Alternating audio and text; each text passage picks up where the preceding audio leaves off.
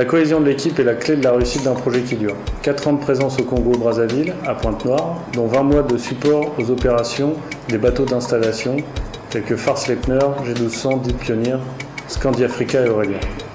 À la fin du projet, nous aurons comptabilisé 12 000 crew change. À aujourd'hui, le million d'heures de travail est dépassé et l'équipe est fière d'avoir travaillé plus d'une année, jour et nuit, sans LTI. Le programme Pulse a été déployé au Congo et nous dénombrons plus de 300 personnes formées à terre. La formation professionnelle au sein de nos activités comprend 6 ingénieurs congolais, 3 chefs d'équipe et 30 riggeurs. Nous avons un partenariat avec une école de Pointe-Noire et cela nous permet d'intégrer des stagiaires toute l'année au sein de nos équipes. Aujourd'hui au total, 120 personnes portent les couleurs de Technip au Congo pour le projet. Le succès de la fabrication locale est le fruit d'une très bonne collaboration avec nos sous-traitants au Congo. Et le volume n'a cessé de croître tout au long du projet pour atteindre 2000 tonnes de fabrication à l'heure actuelle. Nous avons fabriqué 47 mudmats, 9 wet parking frames, 8 all-back mudmats, 20 crossing frames, 4 jumpers, une vingtaine de PLR et une quantité importante d'installation heads.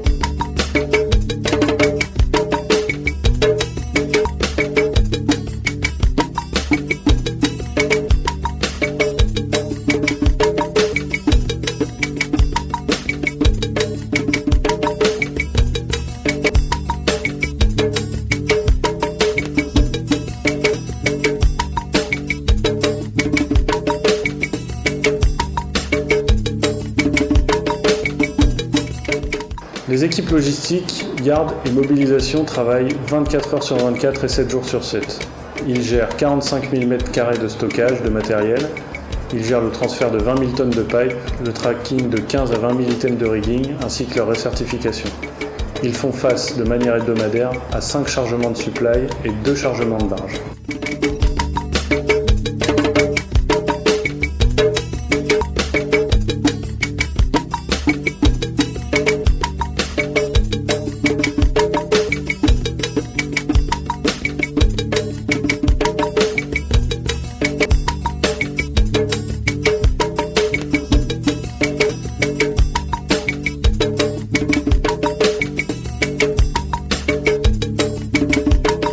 Des activités atypiques viennent aussi se greffer à nos activités telles que la préparation et réparation de pipe,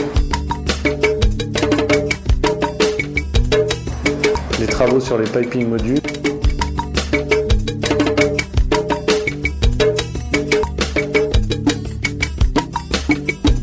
la préparation du shallow water stinger ainsi que la maintenance du deep water stinger.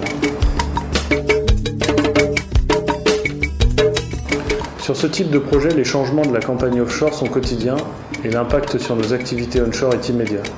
Les requêtes de dernière minute arrivent à n'importe quel moment du jour et de la nuit, avec des niveaux de priorité souvent élevés. Il est donc très important d'avoir une structure onshore efficace, disponible, mais surtout extrêmement flexible. Les différents challenges sont garder le niveau de vigilance des équipes élevé sur la durée, sur la longueur, pour les équipes de jour, de nuit, assurer une remontée des anomalies efficace et un partage des retours d'expérience, insuffler et monitorer les bonnes pratiques de nous à tous nos sous-traitants, principalement e-logs en charge d'élevage et Freelander pour la fabrication locale, communiquer clairement et quotidiennement le statut des opérations offshore en cours, les changements de séquence et leur impact ainsi que les objectifs à court et moyen terme.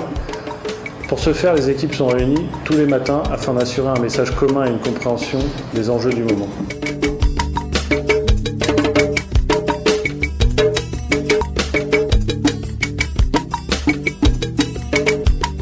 Je suis engagé personnellement dans la réussite de ce projet et sur la performance des équipes à terre. Aujourd'hui, je suis fier de l'implication au quotidien de l'équipe onshore sur cette longue période, fier de la manière dont elles sont sensibles aux problématiques HSE dans un contexte où la pression du planning est redoutable, fier du niveau de compétence atteint chez tous les collaborateurs et notamment ceux ayant commencé leur activité professionnelle au Congo avec nous sur le projet.